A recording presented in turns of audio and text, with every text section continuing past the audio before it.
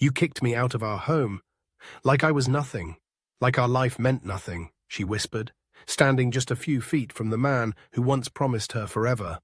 Logan froze, his glass of wine halfway to his lips. "Claire," he murmured, voice cracking, "I didn't know you were—" "You didn't want to know," she cut him off. "You made your choice, and now I've made mine." That moment, in the middle of a five-star restaurant, was when the millionaire realized. He hadn't just lost a wife. He had lost the only person who ever truly believed in him. What happened next? You won't believe how this story unfolds. If this hooked you, don't forget to like, subscribe, and drop a comment below. Because what Claire does next will leave you speechless. This isn't just a story about betrayal, it's about what happens when the one you throw away rises stronger than ever. Thunder cracked through the night as lightning lit up the marble driveway of the Whitmore estate. Rain poured down in sheets, soaking the manicured hedges, the glistening Rolls-Royce, and Claire Whitmore, who stood frozen, a suitcase in each hand, her hair plastered to her cheeks. Her husband, Logan Whitmore, stood just beyond the front door, eyes wild, voice like a whip in the wind. "Get out," he snarled, tossing another suitcase onto the slick steps. "Don't make me say it again, Claire." Claire's breath caught in her throat. "Logan, what are you talking about? Our anniversary's in 2 weeks. You were just planning a surprise trip. Why are you—" Logan cut her off with a bitter laugh. 15 years, Claire. 15 years of what? Trying. Failing. I can't keep living like this. Her chest heaved. "Because I haven't gotten pregnant." Her voice cracked. "We've tried everything. I've tried everything." Logan's face twisted into something cruel. "And still nothing. I need an heir, Claire. Someone to carry the Whitmore name, someone to inherit what I've built." Claire staggered back, hit harder by his words than the rain lashing her skin. "What we built. Together." "No," Logan said sharply. "What I built. You were just along for the ride." The words sliced through her like glass. Suddenly, headlights swung into the driveway. A black sports car pulled to a stop behind her. The engine shut off, and from the passenger side stepped a woman. Tall, blonde, confident. Vanessa Reed, Logan's assistant. No, not just an assistant. Claire knew in her gut. Vanessa didn't hide it either. She smiled as she walked up to the door, designer heels tapping against the stone. "Baby, you okay?" she said to Logan, wrapping her arm around him possessively. Her hand lingered on her belly. "I got worried when you didn't text me back." Claire blinked, her soaked lashes heavy with disbelief. "Baby?" Logan didn't flinch. "Vanessa's pregnant." The silence was louder than the thunder. "She's giving me what you never could," Logan added coldly. "A future." Claire's fingers slowly released the handles of her suitcases. They hit the ground with a dull thud. "So this is it," she whispered. "You're throwing me out. For her." "For my child," Logan corrected, as if that somehow made it noble. Vanessa smirked. "Don't worry, Claire. I'll take good care of him. And the company." Claire's eyes darkened. "You'll regret this."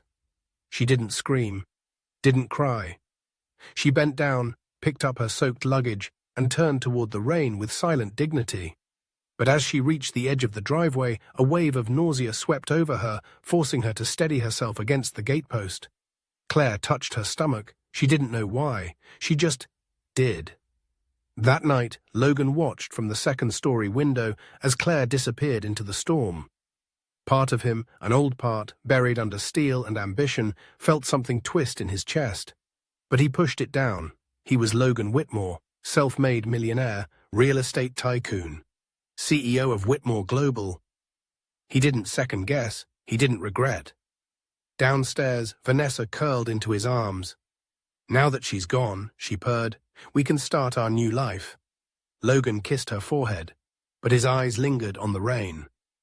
2 days later, Claire stood in line at a city shelter, her high-end handbag clutched tight against her chest. Everything she owned was in 2 duffel bags. Her phone battery was dead. Her heels, once worn to galas and charity auctions, were caked in mud. The social worker at the desk didn't recognize the last name Whitmore. Or maybe she did and didn't care. Claire lay on a cot that night, stomach in knots, staring up at the flickering fluorescent light. She hadn't eaten all day. She hadn't spoken to anyone. She hadn't even cried. Her entire world was gone. She pressed her hand to her belly again, this time intentionally. No, it couldn't be. The next morning, Claire walked 4 blocks to a free clinic.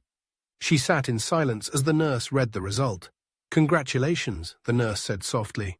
"You're pregnant." Claire didn't move, didn't breathe. Pregnant. Now? After years of tears and tests and disappointments? She wanted to laugh, or scream, or both. The nurse touched her shoulder gently. "You okay?" Claire nodded numbly. "I just wasn't expecting this." That night, Claire sat on a park bench, arms wrapped around herself, watching the city lights blur through her tears. She could tell Logan, tell him she was finally pregnant, with his child. Maybe he'd take her back. Maybe he'd... She shook her head. No, she wouldn't crawl back. Not after how he threw her out like trash. Not after the way Vanessa had smiled while holding her stomach like a trophy. This baby wouldn't be Logan's legacy. It would be hers. And she would raise it with nothing but her name, her strength, and whatever dignity she had left. Over the next week, Claire walked the city looking for work. She had no resume, no references, certainly not from Logan's company. Most places saw a well-dressed woman with no recent experience and turned her away with a polite smile. Until one afternoon, as she passed a cozy French bistro, she overheard someone say, "LeBlanc is hiring waitstaff, low pay but good tips." Claire stopped walking. LeBlanc, she'd attended events there before, back when she was Mrs. Whitmore, back when people opened doors for her. Now she'd be the one opening doors.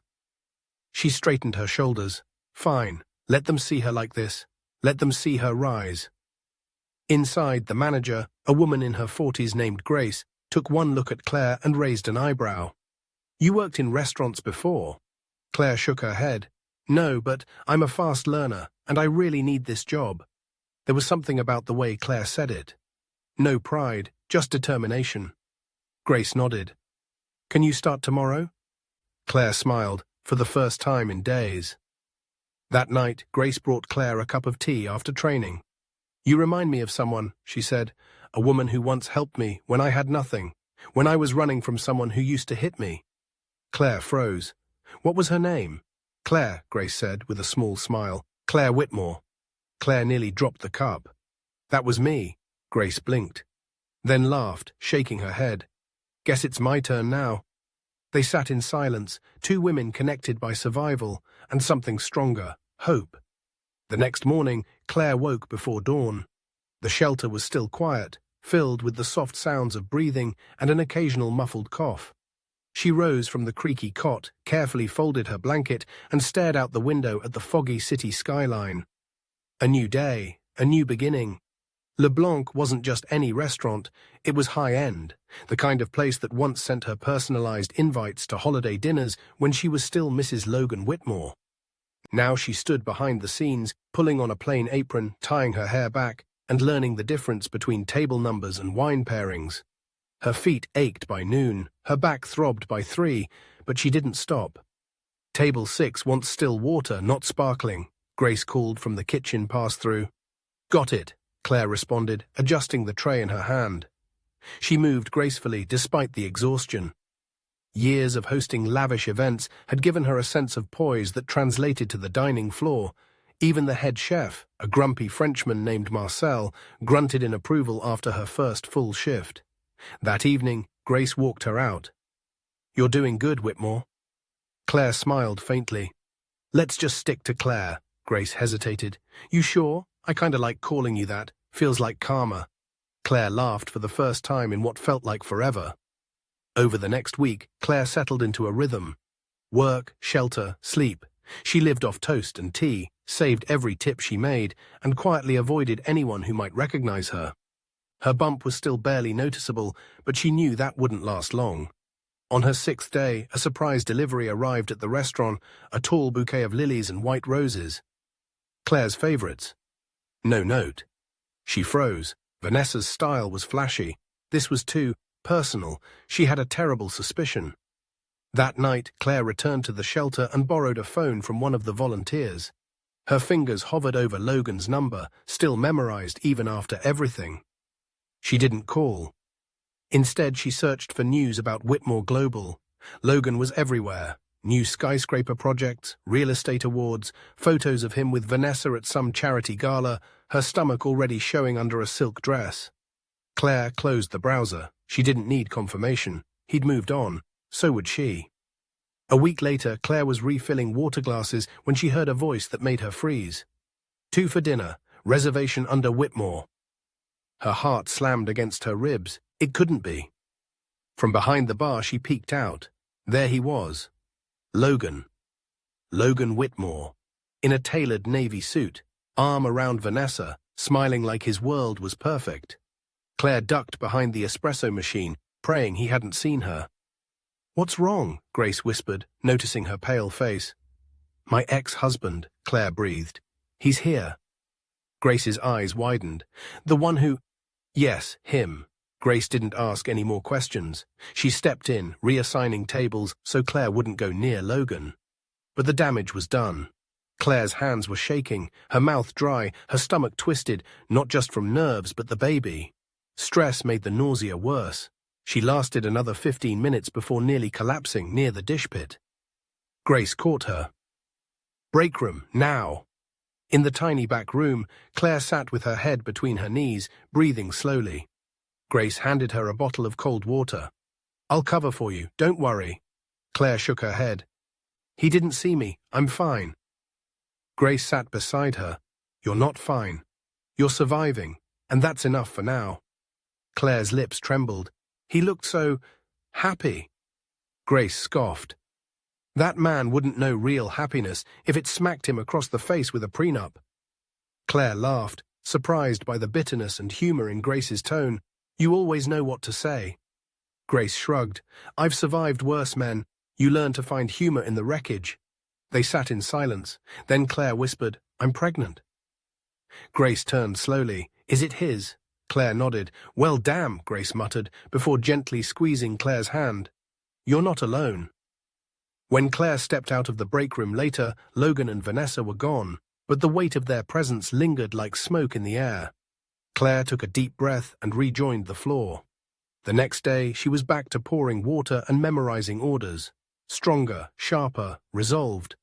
She may have once been Claire Whitmore, the millionaire's wife, but now she was Claire, survivor, fighter, mother-to-be.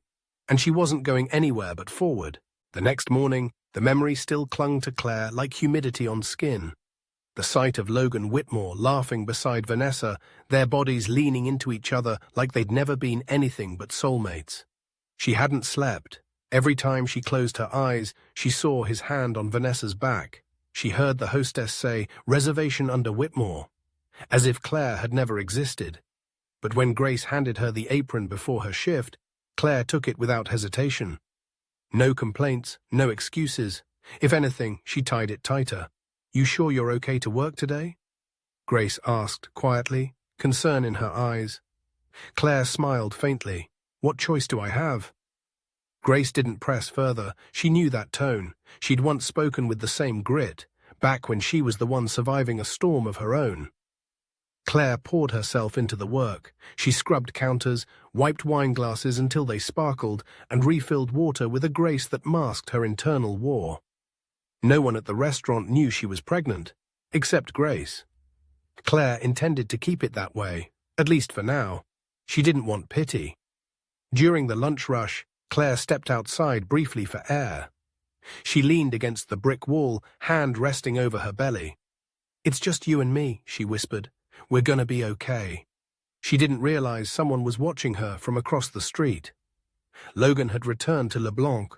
Alone this time. He hadn't expected to see Claire last night. He certainly hadn't expected the bolt of emotion that had run through him when he caught a glimpse of her through the kitchen window.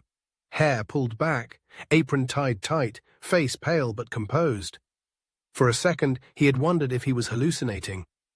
But it was her. Claire. His wife. His ex-wife. He told himself he didn't care, that he was just curious.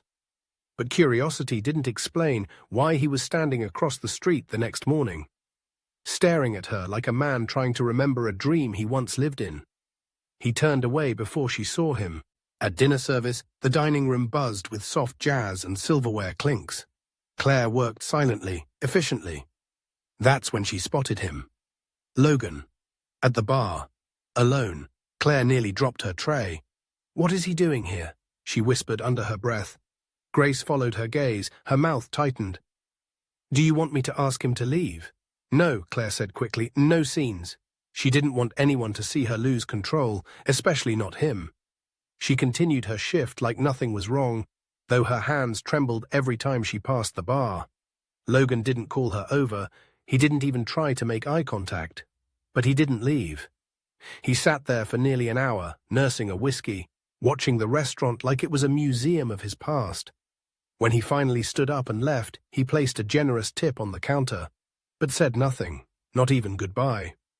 Claire exhaled the breath she hadn't realized she'd been holding. That night, Grace offered to walk her back to the shelter. Claire shook her head. "You don't need to do that." "I want to," Grace insisted. "I know what it feels like to think someone's watching you when you're not ready." They walked in silence under the amber streetlights. The city hummed around them, honking cabs, distant laughter, the occasional bark of a street dog.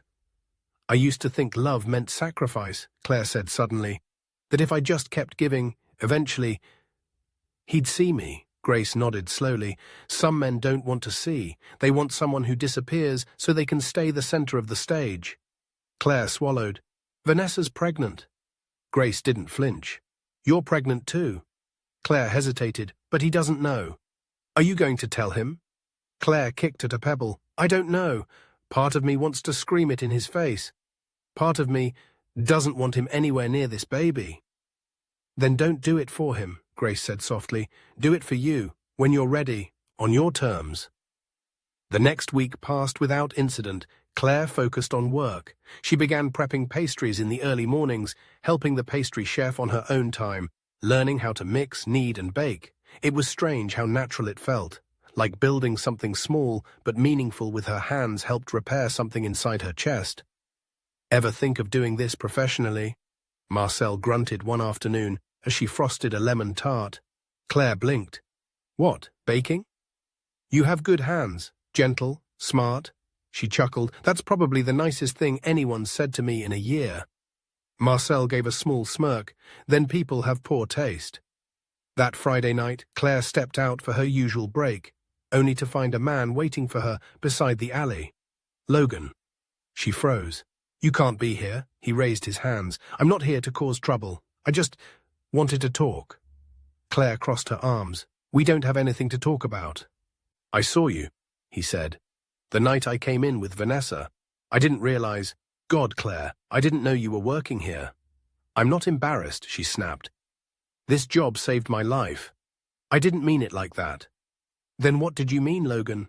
Her voice trembled. "Did you come here to offer me hush money, pity, or are you here because you realized your mistress doesn't make a very good wife?" His face fell. "It's not like that." Claire stepped forward. "You told me I was useless, that I was just along for the ride. You didn't even give me time to breathe before moving her in. I made mistakes." "No, Logan, you made choices." The air between them crackled with unspoken history. He looked at her for a long time. "You look strong." "I am." Claire turned and walked back inside without another word. She didn't cry, not that night, not anymore. She went home, laid a hand on her belly, and whispered, "You're going to have a better father figure than he ever was." Because Claire had made her choice too. Claire returned to the kitchen with steady hands and a calm face. But inside, the silence from Logan echoed louder than anything he could have said. "Everything okay?" Grace asked, wiping her hands on a dish towel. Claire nodded. "He's gone." "You sure?" "Gone enough," Claire said, voice cool. She didn't elaborate. She didn't need to. Grace had seen that look before, the hollow kind of tired that didn't come from a long shift, but from emotional excavation. The kind of tired that followed confrontation, realization, and release. The next morning, Claire woke early and took a different route to the restaurant. She didn't want to risk bumping into Logan again.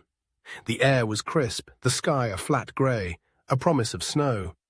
Inside Le Blanc, Claire found a quiet moment before the rush to start prepping pastries again. She found comfort in measuring ingredients, folding batter, smoothing icing. These were things she could control, unlike people or love or broken marriages. Later that day, Marcel dropped a note beside her prep station. Pastry showcase on Sunday. We need entries. You in? Claire blinked. Me? He didn't even look at her. Bring your best. It wasn't a compliment, but it wasn't not a compliment. That night at the shelter, Claire sat up on her cot sketching pastry ideas in an old notebook. Her bunkmate, Tasha, a young woman with 2 kids in foster care, leaned over curiously. You're a chef? Claire smiled. Trying to be. Tasha grinned. You already got that look. Like someone who used to wear pearls but now fights with butter. Claire laughed out loud. That might be the best compliment I've ever gotten. Make something real, Tasha said seriously. None of that fancy French mousse crap. People want something they can feel in their bones. Claire underlined the word real in her notebook. She had an idea. On Sunday, Claire presented a warm apple galette with homemade caramel drizzle and a flaky brown sugar crust. Simple, but powerful. A pastry that felt like home. When the customers were invited to sample and vote, hers was the first to run out. Marcel grunted in approval. Told you. Good hands. Grace clapped her on the shoulder. You're gonna make someone very jealous. Claire smiled, but it was the quiet kind, the kind that came from rebuilding, not revenge. Later that night, Claire sat alone in the break room, watching the snowfall begin through the tiny window. She placed a hand on her belly. We're doing it, she whispered, bit by bit. She was no longer the woman standing helpless in the rain outside her own mansion. She wasn't a rich man's wife or someone's shadow. She was Claire, pastry maker, survivor, mother in the making. And whatever came next, she'd be ready. Claire had been avoiding Sundays. They were the busiest nights at Leblanc, lavish dinners, high-profile guests, business moguls celebrating new deals, anniversaries over expensive wine. It was the kind of crowd Claire used to dine with. Now she served them. But this Sunday was different. Claire had earned her place. Her pastries from the showcase had become a weekly feature. Customers began asking for her by name. Marcel, once curt and stingy with praise, now gave her a nod when she walked in. And Grace? She'd started calling her pastry queen behind the counter. Claire smiled more these days, but she still flinched every time someone walked in wearing a tailored suit. At 7:12 p.m., Claire emerged from the kitchen with a fresh tray of vanilla bean madeleines when she heard a familiar voice. Reservation under Reed. Vanessa Reed. She froze. The tray trembled in her hands. Logan's mistress. Vanessa. Claire set the tray down quickly and ducked behind the espresso bar. Her heart thundered in her ears. Grace appeared beside her within seconds. You okay? She's here, Claire whispered. Vanessa, and... She paused, peeking out. She's very pregnant now. Grace's jaw clenched. Want me to handle it? Claire inhaled deeply. No, I'm fine. You sure? No, Claire admitted. But I need to be. Vanessa was seated at a table near the window. Prime real estate, usually reserved for VIPs. She wore an emerald green maternity dress that hugged her bump perfectly. Her nails were manicured. Her diamonds sparkled. Claire thought she looked bored. Not radiant, not joyful, just tired of pretending. Logan wasn't with her. But she wasn't alone. A man joined her a few minutes later, broad-shouldered, sharply dressed, with a Rolex on his wrist. Vanessa laughed at something he said, tossed her hair back. Claire blinked. That wasn't Logan. The shift was chaos. One server called out sick. Another spilled creme brulee on a guest's Gucci bag. Claire helped cover 3 extra tables, running orders between baking stations, refilling wine, and trying not to stare at Vanessa's table every 5 seconds. But the real storm didn't hit until the final hour.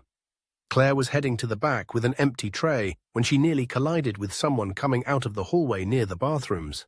Someone tall, someone unmistakable, Logan. They both froze. For a second, it was like time folded in on itself. His eyes dropped to her apron, her flour-dusted hands, then to her stomach, now slightly rounded beneath her uniform. Claire took a step back. Don't, he blinked. Claire, you don't get to look at me like that. I wasn't... She narrowed her eyes. Weren't what? Going to ask why I didn't tell you? Or pretend like you have the right to know? His gaze fell again to her stomach, his jaw clenched. Is it mine? Claire didn't flinch. Why do you care? You already have one baby on the way. I deserve to know. You deserve? Claire's voice sharpened. You threw me out in the rain for another woman, Logan. You made me feel like garbage. You made a choice, so did I. Claire. She held up a hand. Don't make a scene. This is my job, my space. Go sit with your girlfriend and leave me alone. I'm not here with Vanessa, he said quietly. Claire blinked. What? I came alone. She said she had plans. Claire frowned. She's here, in the dining room, with another man. Logan's face went blank. He turned slowly, eyes scanning the floor. When they landed on Vanessa's table, his mouth parted. Then it tightened. Claire watched as 1,000 calculations moved behind his eyes. Anger, betrayal, confusion. The same storm she'd weathered months ago. Welcome to the other side, she murmured. Logan didn't sit down. He didn't confront Vanessa. He left. Claire didn't know what that meant, and frankly, she didn't care. She returned to the kitchen and finished her shift without missing another step. 2 days later, Logan showed up at LeBlanc again. Claire found him waiting outside after her shift, leaning against a black sedan with tired eyes and hands in his pockets. Really? She said, stalking now? I just wanted to talk. You always just want to talk, Logan. That's how you open the door to control. He shook his head. No, I'm not here to fix anything. I just wanted you to hear this from me. Claire folded her arms. She's not who I thought she was, he said. Vanessa, the pregnancy. It was a setup. Claire blinked. Excuse me. She manipulated the timeline. She was already pregnant when we got involved. It's not mine. Claire's breath caught. How do you know? She admitted it, after I confronted her, said she didn't think I'd stay if I knew the truth. She used me to get into the company, and now she's threatening to leak documents if I don't give her a seat on the board. Claire staggered back a step. She what? She went through my files, found things about the Riverside deal, environmental permits, numbers He stopped himself. Let's just say it's not good. Claire let out a humorless laugh.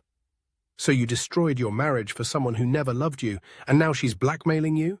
Logan nodded slowly. You deserve everything that's coming, Claire said. I know. He looked down, not angry, not defensive, just defeated. I've been a terrible husband, an even worse human being, he added. Claire didn't respond. I know I lost you, Claire. I'm not here asking for a second chance. I just needed you to know the truth. For a moment, Claire searched his face. This wasn't the Logan who screamed at her in the rain. This wasn't the man who called her useless. This was a man unraveling. And for the first time, she didn't feel small next to him. She felt strong. I don't forgive you, she said, voice even, but I don't hate you either, not anymore. He nodded. That's more than I deserve. She turned to leave, then stopped. For what it's worth, she said without looking back, our child will grow up loved, even if it's just by me. She didn't wait for his reaction. She didn't need to. She walked into the night, alone, but no longer broken. Claire didn't look back. Not even once. As she walked away from Logan, the wind picked up around her, tugging at her coat, her scarf, her thoughts. But she kept moving. She wasn't the same woman who stood frozen in the rain, begging for answers. She wasn't the woman who had lost everything. She had something now, not just a job or a roof over her head. She had a path, a pulse, a purpose. The baby shifted inside her, a gentle nudge. I know, she whispered. I feel it too. The next morning, Claire arrived at Leblanc to find a note on her locker. It was in Marcel's handwriting. You're covering breakfast prep for the mayor's brunch event. No screw-ups. Claire smiled. Marcel's way of saying, I trust you. She tied her apron, rolled up her sleeves, and got to work. In the kitchen, the air was thick with cinnamon, warm butter, and espresso. Claire moved like a conductor, timing the pastries in the oven, plating delicate tartlets, prepping eggs Benedict like it was second nature. Damn, one of the younger cooks said. You ever thought of opening your own place? Claire paused. No, she admitted, but maybe I should. Later that day, Claire met with Grace during a short break. Grace poured them both tea in mismatched mugs. You've changed, Grace said, sipping hers. Claire raised an eyebrow. How so? You carry yourself different now, not like someone rebuilding, like someone already standing. Claire laughed softly. I don't feel that way yet. You don't need to feel it to be it, Grace replied. Sometimes you realize you've healed when you don't flinch at the same memories anymore. Claire nodded slowly. He told me Vanessa was never really pregnant with his baby, that she used him. Shocking, Grace deadpanned. He looked broken. Good, Claire chuckled. I didn't tell him anything else, she added. Not about the baby, not about me. Grace gave her a gentle look. That's okay. You're allowed to protect your peace. Claire looked down at her mug. Do you think maybe one day I'll actually be happy again? Grace reached over and squeezed her hand. You're already on your way there. That night, as snow began to fall again outside the windows of the shelter, Claire sat by herself with her notebook. She flipped past sketches of pastries and jotted down 3 words at the top of a new page. Sweet Beginnings Cafe. She stared at the words, then underlined them twice. Logan sat in his office at Whitmore Global, the skyline of New York glinting through the floor-to-ceiling windows. But he wasn't looking out. He was staring at the Riverside file on his desk, the one he once buried under legal jargon, confident no one would ever dig deep enough to see what he had sacrificed for profit. But Vanessa had found it. And now so had the press. That morning, an exposé dropped on a major business blog. Whitmore Global's toxic cover-up, what they didn't tell you about Riverside. Within hours, investors pulled out. Calls poured in from the board. Lawyers, PR firms, the SEC. Logan didn't even flinch. He just sat there, shoulders heavy, silence ringing louder than panic. His empire wasn't cracking. It was collapsing. Meanwhile, Claire arrived at Leblanc, tying her apron with a gentle tug. She was glowing more these days, subtle but undeniable. Her pregnancy was no longer a secret. Word had spread among the staff, and to her relief it came with support, not pity. Customers started recognizing her. You're the one who makes those pastries, right? They'd ask with a smile. What's your secret? Claire would laugh and say, a pinch of salt and a lot of starting over. She was slicing strawberries for tarts when Grace entered the kitchen, phone in hand, face tense. You might want to see this. Claire took the phone. A headline blinked on the screen. Vanessa Reed implicated in corporate scandal. Sources say pregnancy was faked to gain power. Claire nearly dropped the knife. That's not all, Grace said quietly. She's being investigated. They're saying she stole confidential data and threatened blackmail. Claire set down the fruit and took a long breath. Her hands were cold. What about Logan? She asked, surprising even herself. He's being sued. Investors are calling for his resignation. Claire looked out the kitchen window. Snow was melting. Sunlight streamed through the slats. Funny how the world could look so peaceful while someone else's life was burning down. That night, Claire walked home slower than usual. Her feet ached, her back was sore, and the baby kept shifting. At the shelter, Tasha greeted her with a grin. Pastry Princess, got some news for you. Claire blinked. What kind of news? Grace talked to one of her friends at the Chamber of Commerce, said if you want to start that bakery, there's a grant you might qualify for. Claire's breath caught. A grant. A real chance. A way out. Her hands shook as she took the paper Tasha handed her. Details, deadlines, application requirements. She clutched it like a lifeline. But dreams have a funny way of colliding with nightmares. 3 days later, Claire was at work when the pain started. It was sharp, sudden, low in her belly. She froze mid-step, hand pressed against her side. Claire? Grace called from the register. You okay? Claire didn't answer. Her legs buckled, trays clattered, someone screamed. Everything went white. She woke up in a hospital bed, fluorescent lights humming above her. The scent of antiseptic stung her nose. A monitor beeped softly beside her. Her arms were strapped with IVs. Then she felt it. The absence. Her hands flew to her stomach. No, she gasped. No, no, no. A nurse rushed in. It's okay, you're okay. My baby. He's alive, the nurse said quickly. You went into early labor, but he's stable. He's in the NICU. Claire sobbed in relief, collapsing against the pillows. Alive, tiny, but alive. Later, a doctor explained the complications. Stress, overwork, and previous fertility challenges had contributed. Claire would need to stay several nights for observation. The baby would remain in the neonatal unit for weeks, possibly longer. "He's a fighter," the doctor added. "Just like his mum." Claire managed a tearful smile. Across the city, Logan stood in a courtroom, cameras flashing, reporters yelling questions he didn't answer. His lawyer whispered instructions. Plead guilty to withholding environmental impact disclosures. Accept the fine. Avoid prison. Logan nodded. He barely heard the judge's gavel, barely registered the sentencing. His mind was elsewhere, at the hospital. Claire hadn't told him she was in labor. She hadn't told him anything, but someone had. A nurse. She had recognized the name on the birth certificate application.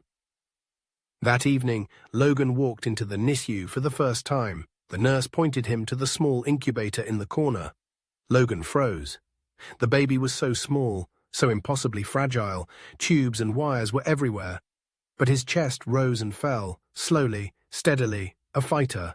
The nameplate read, Michael James Whitmore. Logan's throat tightened. Michael. The name Claire had once said she would give their son, if they ever had one. He reached out a hand to the glass, trembling. Claire stood behind him. "You weren't supposed to be here," she said softly.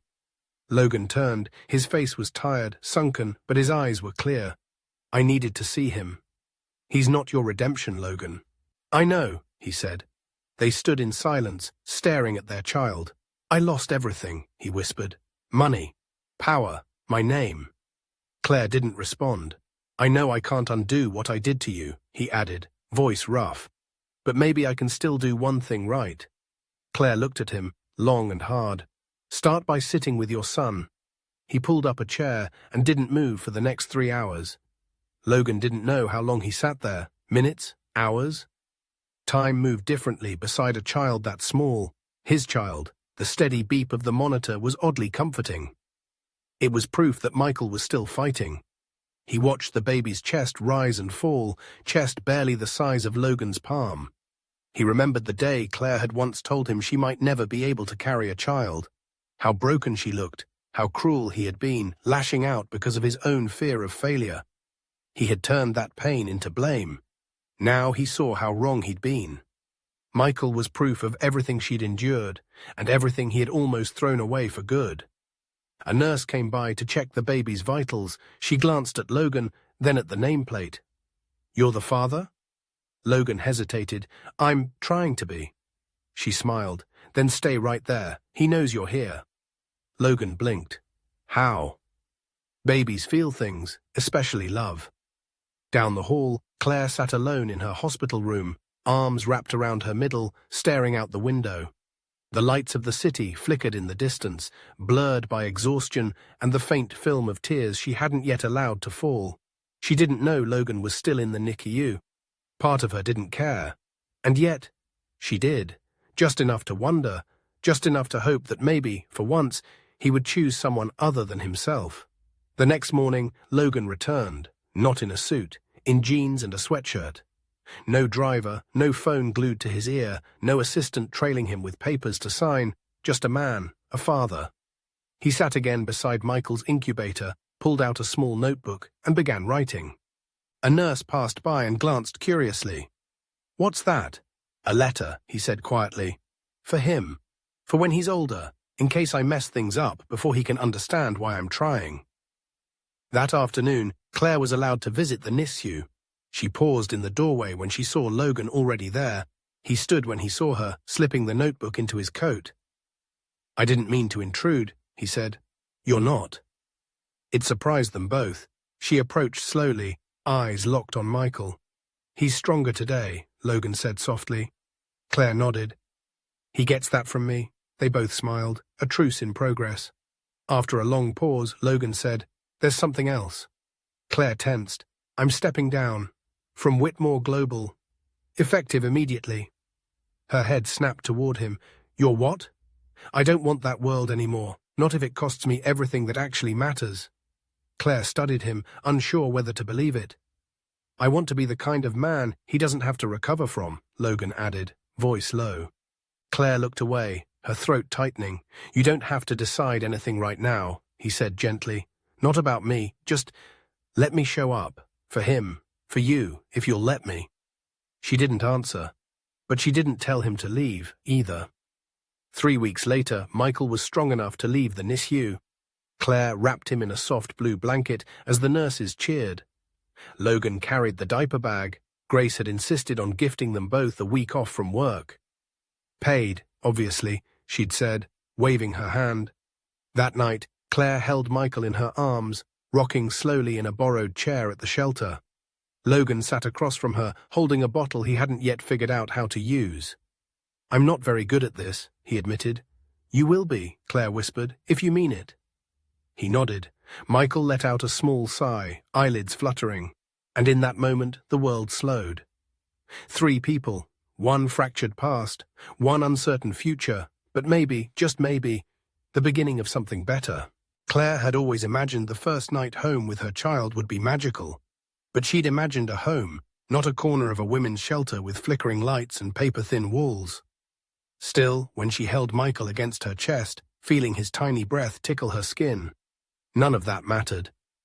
The soft coos, the way his fingers curled instinctively around hers, it was everything. Logan sat nearby, bleary-eyed, clutching the baby bottle like a bomb he wasn't sure how to disarm. He doesn't like me, Logan muttered as Michael turned his face away from the rubber nipple for the 4th time. Claire smirked. You're holding it upside down. Logan blinked, then flipped the bottle. Ah. Michael latched immediately. Claire let out a laugh, small, tired, but genuine. Logan looked at her and smiled too.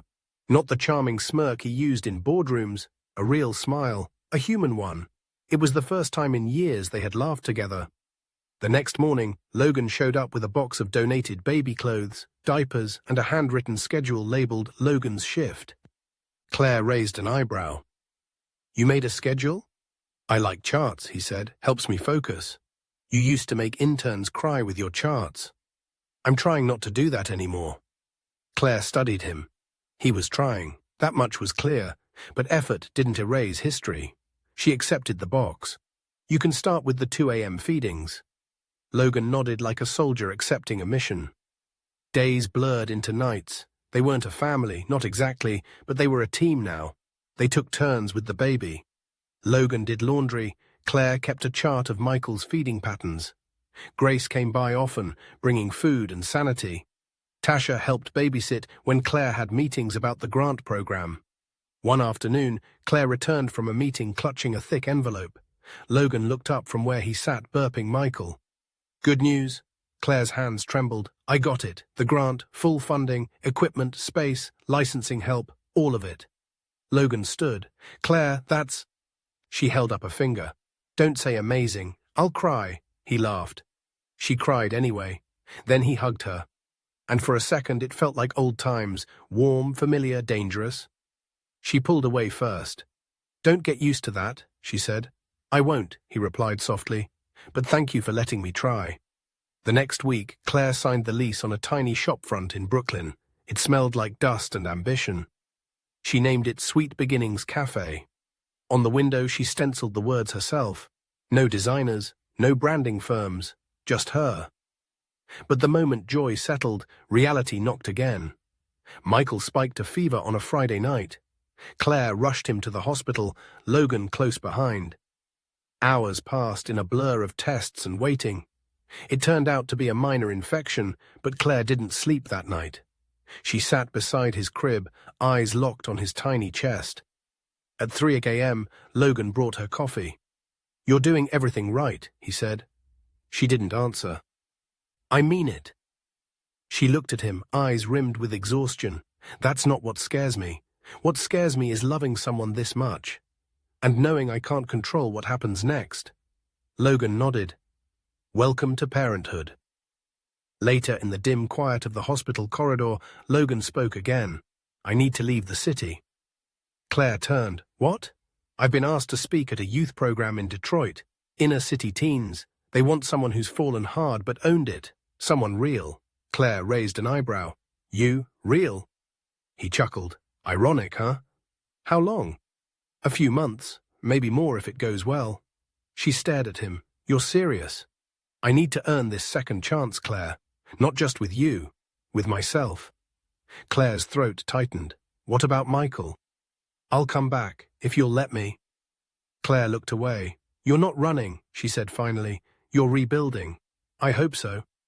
The night before Logan left, Claire found a small envelope tucked in Michael's diaper bag. It was another letter, this time addressed to her. She didn't open it. Not yet. Instead, she watched Logan kneel beside their sleeping son, press a kiss to his forehead, and whisper something she couldn't hear. Then he turned, met her eyes, and said simply, "Thank you." When he was gone, Claire finally opened the letter. Inside was a note, handwritten and simple. Claire, you were always the strong one. I just took longer to see it. If Michael becomes half the person you are, he'll be unstoppable. I'll never stop trying to be someone worthy of you both. Logan. She folded it carefully and tucked it in the drawer beside Michael's hospital bracelet. In the weeks that followed, Claire threw herself into building the cafe. She painted walls, sanded counters, tested recipes. Grace and Tasha helped on weekends. Marcel donated his old espresso machine. And one early morning, with the smell of fresh cinnamon rolls in the air and Michael asleep in a sling on her chest, Claire turned the sign on the door to open. Sweet beginnings, cafe had just begun. The cafe was tiny, just 4 tables, a counter, and a window that fogged up every morning. But to Claire, it was everything. The first few days were slow. A few curious neighbors, some passers-by. Grace came every morning at 7 a.m. for her latte and blueberry muffin, then left a tip that was always too big. On the 4th day, a woman came in with a toddler and sat down by the window. She looked tired. Not just from lack of sleep, Claire recognized the weight in her eyes. It was the look of someone rebuilding from rubble. Claire brought her a warm croissant and a small cup of hot cocoa for the child. On the house, she said with a gentle smile. The woman blinked. I can't accept. Just pay it forward, Claire replied. The woman teared up. Thank you. I really needed this today. Claire watched them leave with the kind of quiet pride that couldn't be bought. That night, she wrote a sign and hung it above the pastry case. This cafe was built on second chances. If you need one, ask. A week later, Claire received a letter in the mail. It was from Logan. Inside was a photo of him with a group of teenagers in Detroit, all wearing matching t-shirts that read, "Start again, stronger." On the back of the photo, he'd written, "We're all trying to rebuild something. Thought you'd like to know, Michael's dad is learning to make cinnamon rolls. They're awful, but they're getting better. L." Claire smiled. Then she hung the photo on the wall near the register. Customers started asking about it. She just told them, that's someone learning how to show up. Some evenings, after Michael had gone to sleep, Claire would sit in the quiet of the cafe and imagine what the future might look like. She didn't know if Logan would come back, didn't know if she wanted him to. But she knew this. She was no longer waiting to be saved. She was building something that couldn't be taken away. She was writing her own ending, and maybe, just maybe, a new beginning too. The bell over the cafe door chimed as the morning sun filtered in through the windows, casting golden light over the glass pastry case. Claire wiped her hands on her apron and smiled at the first customer of the day. An elderly man with a cane and a gentle nod. "Morning, Frank," she said. "Same as always," he grinned, "and maybe a cinnamon roll for luck." Claire handed him his coffee and pastry with practiced ease. "You've already got luck. You found my place." He chuckled and took a seat by the window. This was the rhythm Claire had come to love. Quiet, comforting, her days filled with the scent of sugar and spice and the soft hum of second chances. Michael, now nearly 4 months old, cooed softly in his baby wrap against her chest as she worked. He was bigger now, stronger, his cheeks round and his grip firm. Every smile from him felt like a miracle she got to unwrap daily. But just as life had begun to feel stable, something shifted. It began with the envelope. It arrived with the afternoon mail. No return address, no stamps, just her name, handwritten in familiar, slanted letters. Claire stared at it for a long moment, then opened it. Inside were 3 pages, typed, cold, legal, a custody petition. Logan Whitmore was formally requesting shared parental rights over Michael. Claire felt the floor sway beneath her. That evening, after closing the cafe, she sat in the back office with the letter spread across her desk. Her hands shook, her heart thundered. He hadn't said anything, no warning, no conversation, just papers. Tasha found her there, silent and pale. "You okay?" Claire didn't answer. Tasha picked up the top page, scanned it, and swore under her breath. "Are you serious? After all this time?" Claire closed her eyes. "He's been writing, calling. I didn't reply. I thought he understood." Tasha crouched beside her. "He probably does, but he's still scared, and scared men do stupid things." Claire shook her head. "I can't do this again. I can't let him come in and rewrite the story now that it's safe to be a father." Tasha took her hand. "Then don't. Fight it." That night, Claire sat by Michael's crib, watching him sleep, a soft lullaby playing in the background. She gently ran a finger over his tiny hand. "What am I supposed to do, baby?" she whispered. "Do I protect you from him? Or do I give him a chance to be better?" She didn't sleep. The next day, Claire called Logan. It went to voicemail. She didn't leave a message. She called again and again. Nothing. By noon, her frustration boiled over. She texted him 3 words. "You want to talk? Talk, now." An hour later, her phone rang. Logan's voice was quiet. "I didn't want it to be like this." "Then why is it like this?" Claire snapped. "You blindsided me, Logan, again." "I've tried for weeks. I left messages, wrote letters, you never answered." "So you go straight to the court system?" "I was scared," he admitted, "of losing him, of never being allowed to be part of his life." "You were already part of his life, Logan. You were writing him letters, sending pictures, teaching kids how to make awful cinnamon rolls." Her voice broke. "You were doing the right thing." Logan was silent. Claire sighed. "Do you want custody or control?" "I want my son to know me," he said. "I want him to know that I chose him, even when I had nothing left." "And you think a court order is how you prove that?" "I didn't know what else to do." Claire swallowed the lump in her throat. "You should have trusted me." "I'm sorry," he said, and she heard the rawness in his voice. "I don't know what happens next," she said softly, "but don't ever do this again." "I won't," she paused. "Come visit, in person, no lawyers, just you." "I'd like that." 2 days later, Logan walked into the cafe. Claire wasn't sure what to expect. But it wasn't this. Him in jeans and a hoodie, hair longer, face lined with something that wasn't stress, but something closer to humility. He stood awkwardly by the counter. Claire came around, holding Michael, who squirmed in her arms. Logan approached slowly. "Hey, buddy." Michael blinked, then offered a gummy smile. Logan melted. Claire watched, arms tense, heart undecided. "I don't want to take him from you," Logan said quietly. "I just want to be worthy of being near him." Claire studied him. "That starts with showing up, not suing me." He nodded. She handed Michael over, carefully. Logan held him like he was made of glass, but his hands were steadier than before. That afternoon, Claire called her lawyer and withdrew her response to the petition. Instead, she proposed a shared parenting agreement, on her terms. Logan agreed without hesitation. They signed it a week later. No court, no drama, just a choice. Together. That night, after putting Michael to bed, Claire sat by the cafe window with a cup of chamomile tea, watching the streetlights flicker outside. Tasha came to sit across from her, eating leftover pie from the case. "You okay?" Claire nodded slowly. "For the first time in a long time, yeah. I think I am." They sat in silence. Then Tasha grinned. "You think that cinnamon roll guy still sucks at baking?" Claire laughed. "I hope so." The next morning, Claire unlocked the cafe earlier than usual. She wanted time to think, to breathe, to feel grounded again. The sun had barely begun to rise when a soft knock came at the front door. It was Grace. She held 2 coffees and a smile. "Saw your lights on. Figured you could use caffeine before customers start asking if your muffins are gluten-free." Claire chuckled and let her in. They sat by the window, steam curling from their cups. Grace took a sip and asked gently, "You okay?"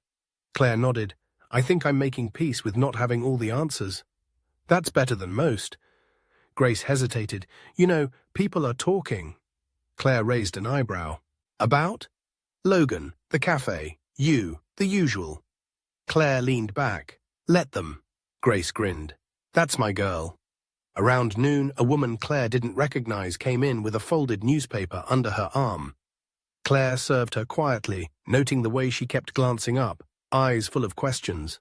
As the woman left, she paused by the counter. You're Claire Whitmore, right? Claire stiffened. I go by Claire now. I read the article, about Whitmore Global, about what happened. Claire braced herself. I just wanted to say, I admire you, the woman said. Starting over isn't weakness, it's courage. Claire blinked. Thank you.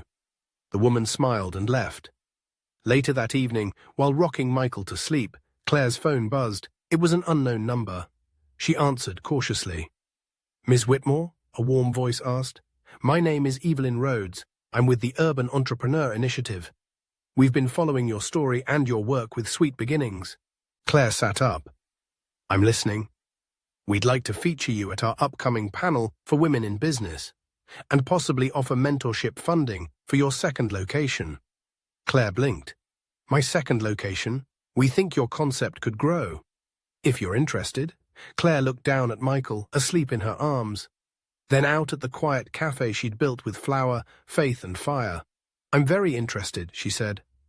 That night, she wrote a new message to Logan. Thought you should know, Sweet Beginnings might be getting a baby sister. No lawyers involved this time, just dreams. Logan replied a few minutes later, That's the best thing I've read all year. Proud of you, Claire. Always will be. She smiled, tucked the phone away, and whispered into the quiet, We're going to be just fine.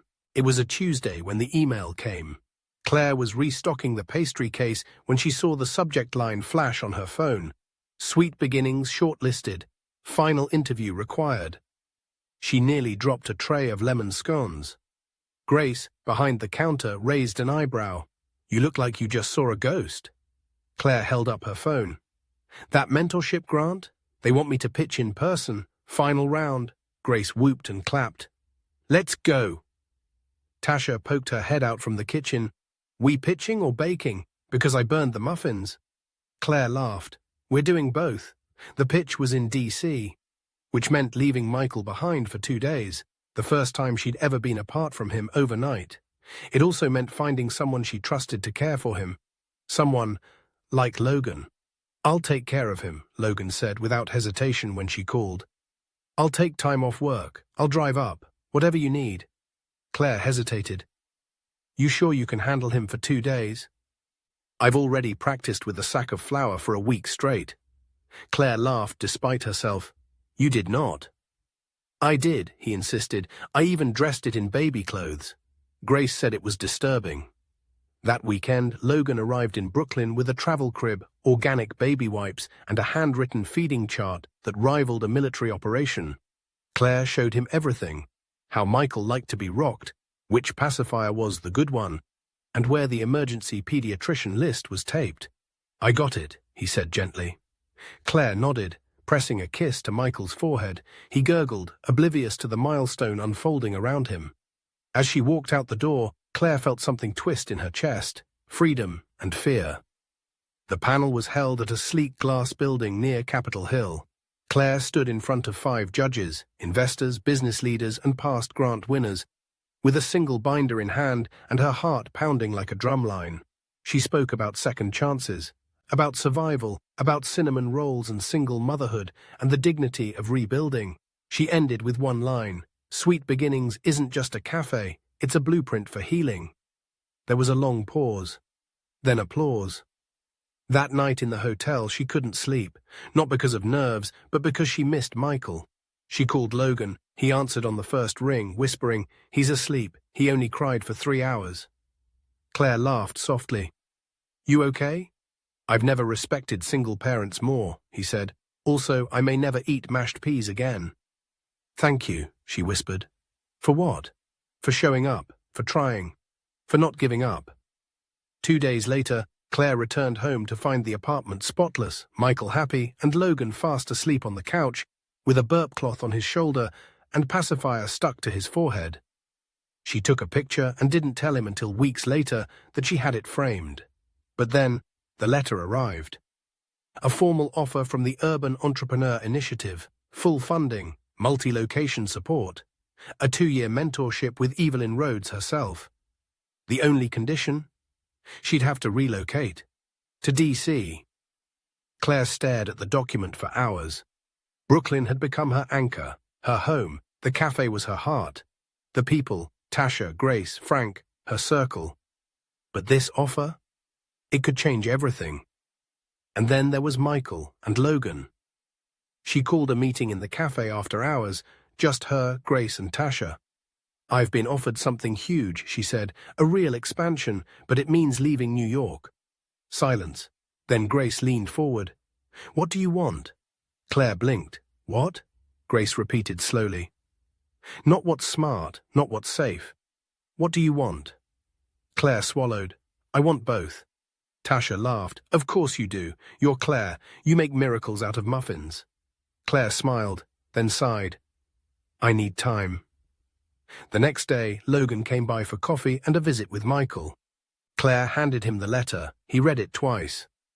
"You should go," he said finally. "You're not even going to try to convince me to stay." "No," he said, "because this is what I meant when I said I wanted to be worthy. I want you to win. With or without me." Claire's chest tightened. "But what about Michael?" Logan met her eyes. "We'll figure it out." He paused. "Unless you want us to figure it out together." Claire stared at him, not because she didn't understand, but because, for the first time, she was allowed to choose. That night, Claire stayed late at the cafe long after everyone had gone. The chairs were stacked, the lights dimmed, and Michael was asleep in the crib behind the counter, wrapped in his favorite duck print blanket. The hush of the space felt heavier than usual, like it was waiting for her decision. She sat at table 2, her thinking spot, and laid out 2 pieces of paper. On the left, the official offer from the Urban Entrepreneur Initiative. On the right, a blank page. Brooklyn or D.C. Stay or leap?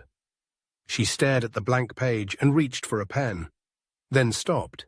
Instead, she walked to the crib and scooped Michael into her arms, holding him close, breathing in the soft scent of baby lotion and innocence. "Hey, sweet boy," she whispered, her voice catching in the quiet. "I don't know what the right answer is, but I know this. I want you to grow up knowing your mum wasn't afraid to start over when it mattered, but also wasn't afraid to stay when it counted." Michael stirred, letting out a soft sigh, one little hand gripping her collar. "You deserve roots," she whispered. "And wings."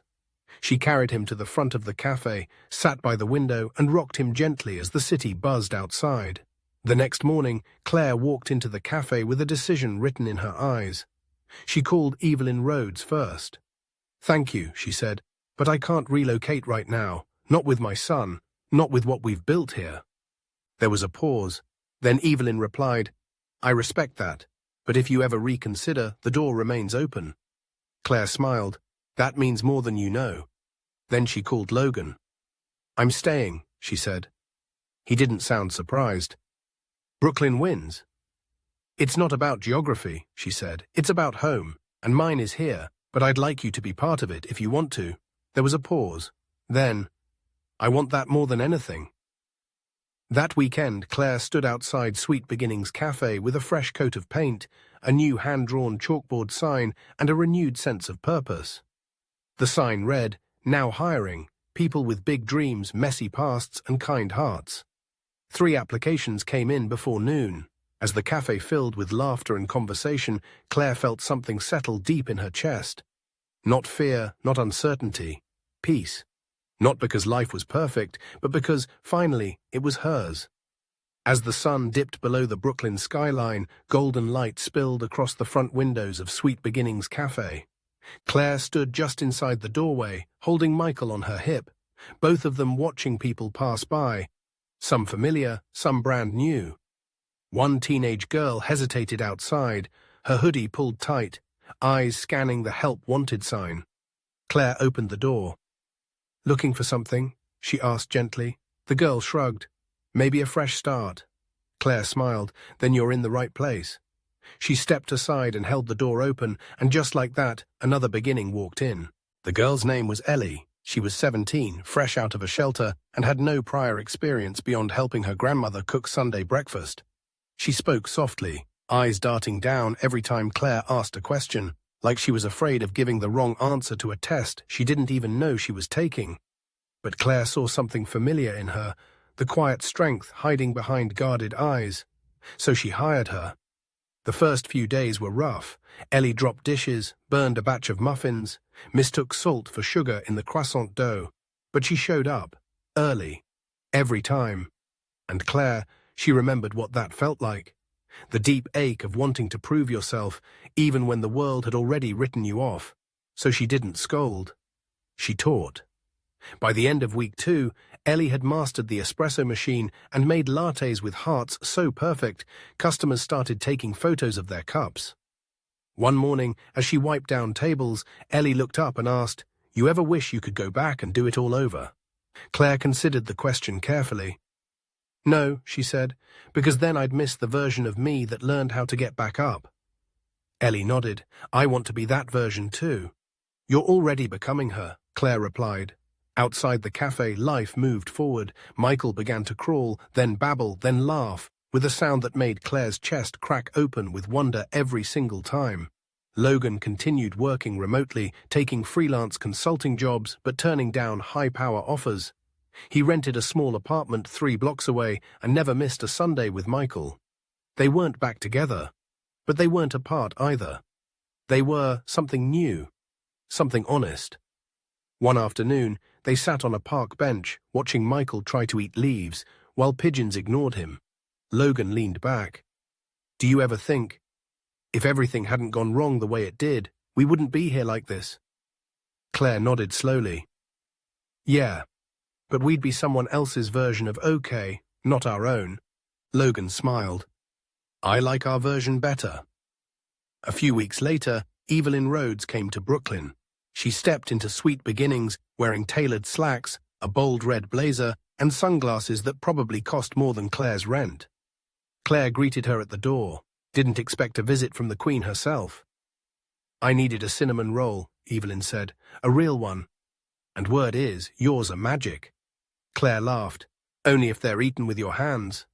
Evelyn stayed for 2 hours. She sampled everything, talked to customers, took notes, watched Ellie steam milk like a pro. Finally, she pulled Claire aside.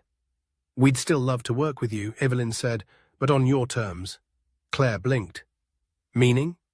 Keep the cafe here, grow it how you want. We'll provide mentorship and capital, but you call the shots. Location, hiring, community programs, the whole deal." Claire's heart raced. "Why?" Evelyn smiled. "Because places like this don't just serve coffee. They save people. And because you, Claire Whitmore, didn't just rebuild your life, you created a space where others can too." Claire's eyes burned. "So, I'd stay in Brooklyn?" Evelyn nodded. "You'd lead from Brooklyn, and maybe teach others how to do the same." 3 months later, Claire stood in the middle of a newly leased space, just 2 blocks from the original cafe. Sweet Beginnings, second rise. Ellie was now a full-time shift lead. Tasha came on as community outreach coordinator. Grace still managed the morning rush with a coffee in one hand and sass in the other.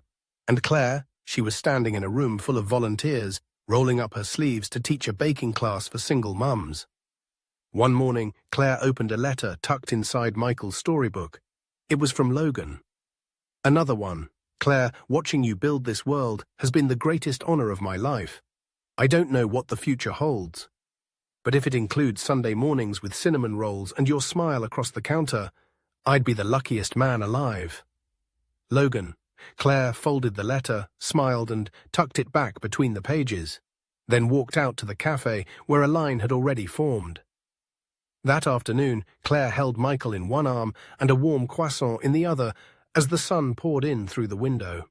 She looked around, her cafe, her people, her life, messy, unfinished, beautiful. She kissed Michael's forehead and whispered, "Welcome to your sweet beginning." The baking class took off faster than Claire expected. Every Thursday evening, a group of women, single mums, recent parolees, teens from the local shelter, gathered in the back kitchen of Sweet Beginnings, Second Rise. At first, they were hesitant, shy. But flour had a way of leveling people. The more they kneaded dough, the more they talked. Laughed. Cried. Claire didn't teach perfection, she taught process. Burn the first batch, she'd say. Then try again. It became a motto. Ellie had it printed on T-shirts. Soon, local reporters began writing about the program. Cinnamon and Second Chances, how one Brooklyn cafe is changing lives. Claire read the headline with tears in her eyes. She never sought attention, but now that it came, she used it to shine the spotlight on the women in her kitchen. One morning, Claire received a letter in the cafe's mailbox. No return address. But she recognized the handwriting immediately. It was from the young mother who had once walked in with her child, the one Claire had served hot cocoa and a croissant. On the house. Inside was a short note and a photo. Claire. That day I was deciding whether or not to give up custody. I had no job, no hope. Your kindness reminded me people still care. I start nursing school next month. My daughter's doing great. You saved us. Just by being who you are, Marissa. Claire held the photo in shaking hands. In it, the woman beamed in a white coat, her daughter clutching a lunchbox covered in glitter stickers. That afternoon, Claire pinned the letter to the community board beside the register. Beneath it, she added a sticky note that simply said, "One moment can change everything." Logan came by more frequently now, not just for Michael, but for her. They still lived separately, took things slow, but the rhythm was right. On a late Friday night, after they'd closed up the cafe and tucked Michael into bed, they sat on the rooftop under fairy lights Claire and Ellie had strung weeks earlier. Logan handed her a mug of tea. "You think you'll ever stop?" he asked. Claire sipped. "Stop what?" "Building, giving, believing in people who don't even believe in themselves yet?" She smiled. "Not a chance." He studied her, then reached into his jacket pocket and pulled out something small. It was the key to her first cafe. "I found this in a box," he said. "You gave it to me the night before everything fell apart. Said it was a symbol." Claire remembered. "Of trust." He nodded. "I didn't deserve it then, but maybe I could now." Claire took it, fingers brushing his. Then she leaned in and kissed his cheek. Not a promise, but a possibility. The next week, Claire stood behind the counter as the line stretched out the door. Ellie moved like a pro, Tasha joked with a customer, and Grace shouted something sassy from the espresso machine. Michael, now a toddler, toddled between tables holding a half-eaten cookie. Claire took it all in. The chaos, the joy, the noise of hope in motion. Then she turned to a new customer at the register. A young man with tired eyes and paint on his hands. "Welcome," she said, smiling. He looked around. "This place always this full?" Claire handed him a menu, only on days that end in Y, and just like that, Claire's journey came full circle, from being cast out of her own home to building a space where strangers find belonging, from heartbreak to hope, from silence to sweet beginnings. But now I want to hear from you. Have you ever had to rebuild after being broken? What would you have done if you were Claire? Do you think she should give Logan a second chance, or keep walking forward on her own? Let's talk about it in the comments. Your voice matters more than you know, and if Claire's story touched you even just a little, if you found yourself rooting for her, tearing up, or smiling at the smell of cinnamon rolls and second chances, then don't forget to like, subscribe, and hit the bell icon so you never miss the next story. We have more coming. Stories of strength, betrayal, and the powerful moments that change everything. Because sometimes the best stories don't start with once upon a time. They start when someone finally says enough.